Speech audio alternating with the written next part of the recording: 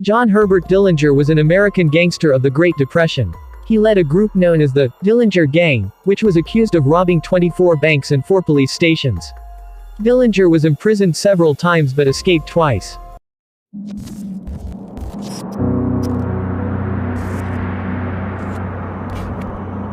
John Dillinger was born on June 22, 1903 at 2053 Cooper Street, now Caroline Avenue, Indianapolis, Indiana. The younger of 2 children born to John Wilson Dillinger and Mary Ellen, Molly, Lancaster. John Dillinger's parents had married on August 23, 1887. Dillinger's father was a grocer by trade and, reportedly, a harsh man. In an interview with reporters, Dillinger said that he was firm in his discipline and believed in the adage, "Spare the rod and spoil the child." Dillinger's older sister, Audrey, was born March 6, 1889. Their mother died in 1907 just before his 4th birthday. As a teenager, Dillinger was frequently in trouble with the law for fighting and petty theft. He was also noted for his bewildering personality and bullying of smaller children. He quit school to work in an Indianapolis machine shop. His father feared that the city was corrupting his son, prompting him to move the family to Mooresville, Indiana. In 1921, Dillinger's wild and rebellious behavior was unchanged, despite his new rural life. In 1922, he was arrested for auto theft, and his relationship with his father deteriorated. In 1923, Dillinger's troubles led to him enlisting in the United States Navy, where he was a petty officer 3rd-class machinery repairman assigned aboard the battleship USS Utah, but he deserted a few months later when his ship was docked in Boston. He was eventually dishonorably discharged some months later. Dillinger then returned to Mooresville where he met Beryl Ethel Hovius. The two married on April 12, 1924. He attempted to settle down, but he had difficulty holding a job and preserving his marriage.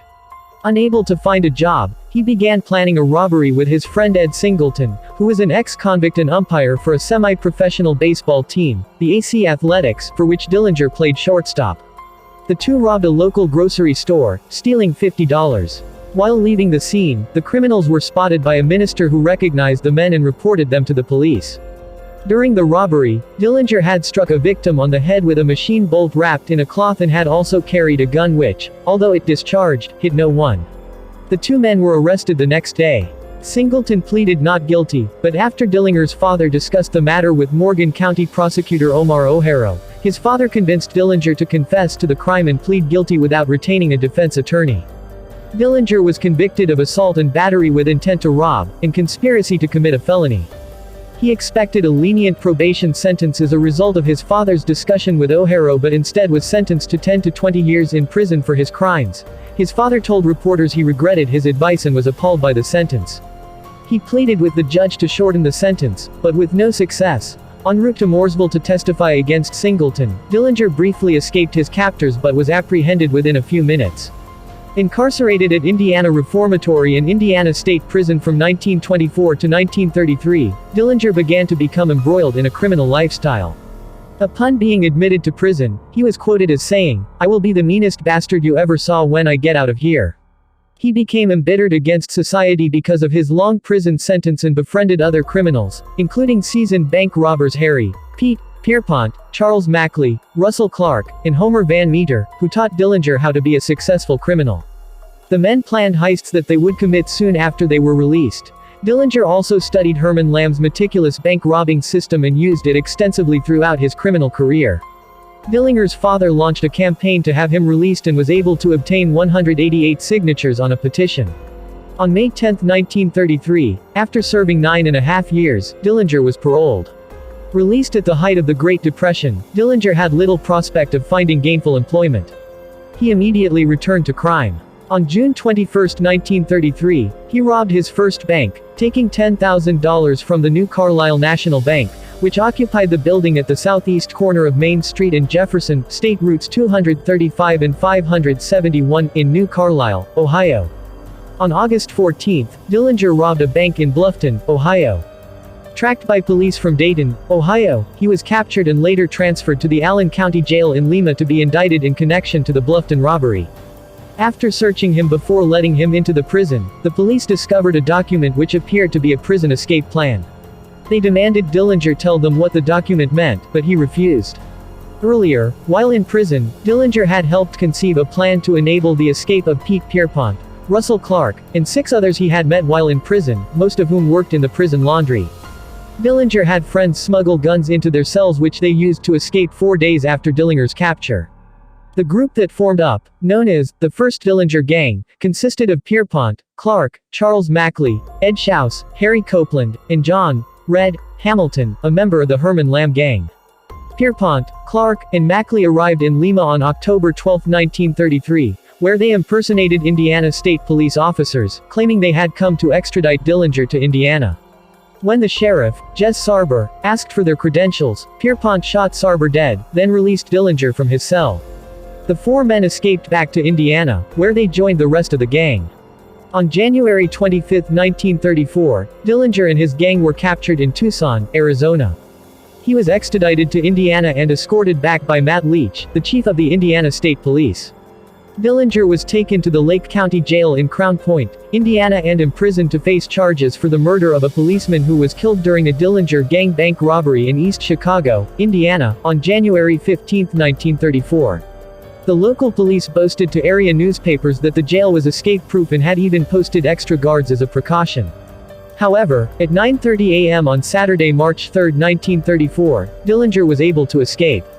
During morning exercises at the jail with 15 other inmates, Dillinger produced a pistol, catching deputies and guards by surprise, and he was able to leave the premises without firing a shot. According to Deputy Ernest Blunk, Dillinger had escaped using a real pistol. FBI files, on the other hand, indicate that Dillinger used a carved fake pistol. Sam Cahoon, a trustee who Dillinger took hostage in the jail, also believed Dillinger had carved the gun, using a razor and some shelving in his cell. In another version, according to an unpublished interview with Dillinger's attorney, Louis Piquet, investigator Art O'Leary claimed to have snuck the gun in himself. On March 16, Herbert Youngblood, who escaped from Crown Point alongside Dillinger, was shot dead by 3 police officers in Port Huron, Michigan. Deputy Sheriff Charles Kavanaugh was mortally wounded in the battle and died a few hours later. Before he died, Youngblood told the officers that Dillinger was in the neighborhood of Port Huron, and immediately officers began a search for the escaped man, but no trace of him was found. Dillinger was indicted by a local grand jury, and the Bureau of Investigation, a precursor of the Federal Bureau of Investigation, organized a nationwide manhunt for him. Just hours after his escape from the Crown Point jail, Dillinger reunited with his girlfriend, Evelyn Billy Frischette, at her half-sister Patsy's Chicago apartment at 3512 North Halsted, where she was also staying. Dillinger then met up with John Red Hamilton, who had been recovering for the past month from his gunshot wounds in the East Chicago robbery, and the two mustered up a new gang consisting of themselves and Babyface Nelson's gang, including Nelson, Homer Van Meter, Tommy Carroll and Eddie Green. 3 days after Dillinger's escape from Crown Point, the second gang robbed a bank in Sioux Falls, South Dakota. A week later they robbed First National Bank in Mason City, Iowa. On Tuesday, March 20, 1934, Dillinger and Frischette moved into apartment 303 of the Lincoln Court Apartments, 93-95 South Lexington Avenue in St. Paul, Minnesota, using the aliases, Mr. and Mrs. Carl T. Hellman. On March 30, Coffey went to the FBI's St. Paul field office to file a report, including information about the couple's new Hudson sedan parked in the garage behind the apartments. As a result of Coffey's tip, the building was placed under surveillance by 2 agents, Rufus Coulter and Rusty Knowles. Meanwhile, Coulter and Cummings knocked on the door of apartment 303. Frischette answered, opening the door 2 to 3 inches. She said she was not dressed and to come back. Van Meter then appeared in the hall and asked Coulter if his name was Johnson. Coulter said it was not, and as Van Meter passed onto the landing of the 3rd floor. Recognizing Van Meter, Knowles pointed out the Ford to Coulter and told him to disable it. Coulter shot out the rear left tire. While Coulter stayed with Van Meter's Ford, Knowles went to the corner drugstore and called the local police, then the Bureau's St. Paul office, but could not get through because both lines were busy. Van Meter, meanwhile, escaped by hopping on a passing coal truck. Upon hearing Van Meter firing at Coulter, Dillinger opened fire through the door with a Thompson submachine gun, sending Cummings scrambling for cover. Dillinger then stepped out and fired another burst at Cummings. Cummings shot back with a revolver, but quickly ran out of ammunition. He hit Dillinger in the left calf with one of his 5 shots. He then hastily retreated down the stairs to the front entrance. Once Cummings retreated, Dillinger and Frischette hurried down the stairs, exited through the back door and drove away in the Hudson. After the events in Minneapolis, Dillinger and Frischette traveled to Mooresville to visit Dillinger's father. Monday, April 9, Dillinger had an appointment at a tavern at 416 North State Street. Sensing trouble, Billy went in first. She was promptly arrested by agents, but refused to reveal Dillinger's whereabouts.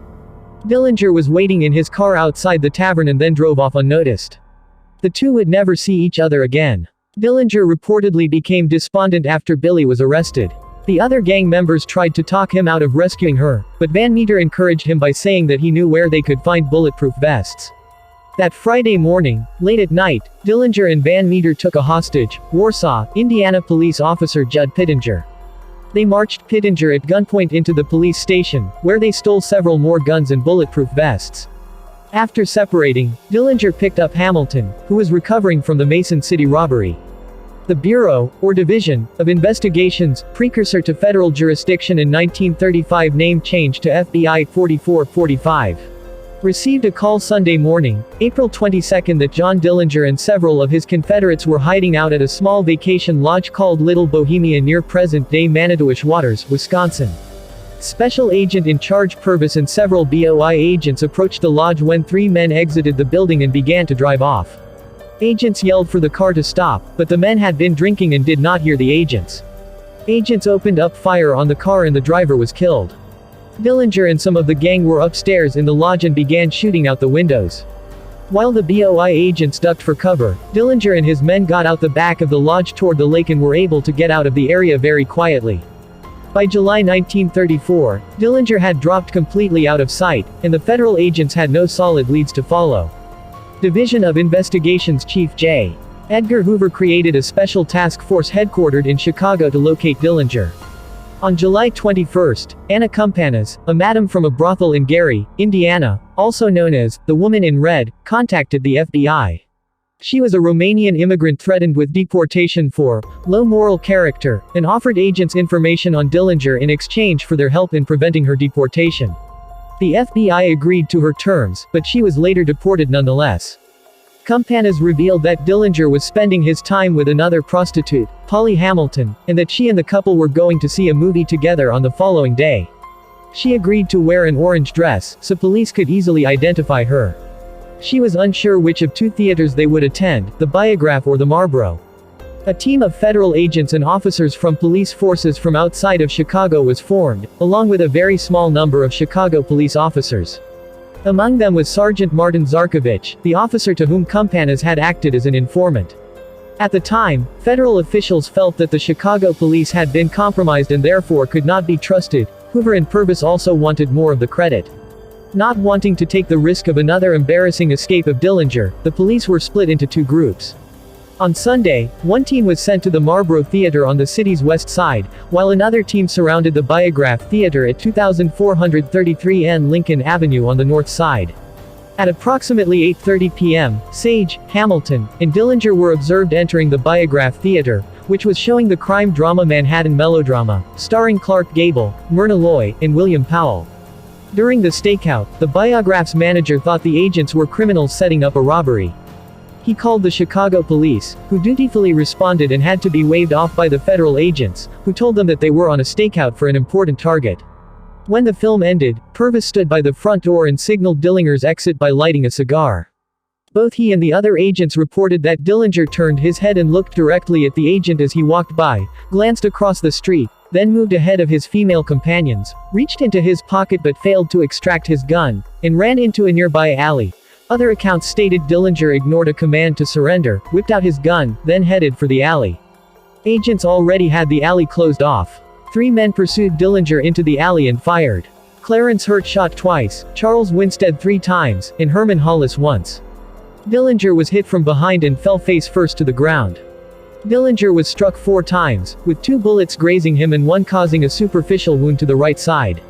The fatal bullet entered through the back of his neck, severed the spinal cord, passed into his brain and exited just under the right eye, severing 2 sets of veins and arteries.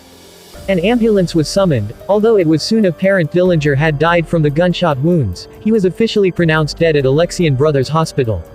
According to investigators, Dillinger died without saying a word.